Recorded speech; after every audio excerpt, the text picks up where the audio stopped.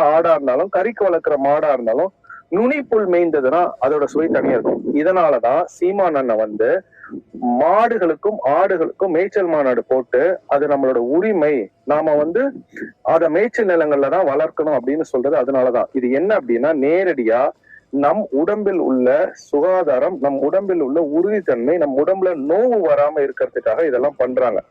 இப்ப நம்ம இந்த தீவனங்கள் போட்ட ஆட்டையோ மாட்டையோ சாப்பிடுறப்ப, அதை நம்ம சாப்பிடுறப்ப நம்மளுக்கு நோய்கள் வர்றதுக்கு வாய்ப்புகள் இருக்கு. ஆனா இந்த நுனிப்புல் மேய்ந்த ஆடா இருந்தாலும் மாடா இருந்தாலும் அத்தனை பாலா இருந்தாலும் கறியா இருந்தாலும் அதுக்கு தனியா ஒரு சுவை இருக்கு. நம்ம உடம்புக்கு அது நோவு வராது. இப்போ உங்களுக்கு புரியுதுன்னு நினைக்கிறேன் எதற்காக மேய்ச்சல் நிலங்கள் தேவைன்னு. இந்த ஆடு மாடு மாநாடுகளுக்கு மிகப்பெரிய ஒரு வரவேற்பு கிடைச்சிருக்கு.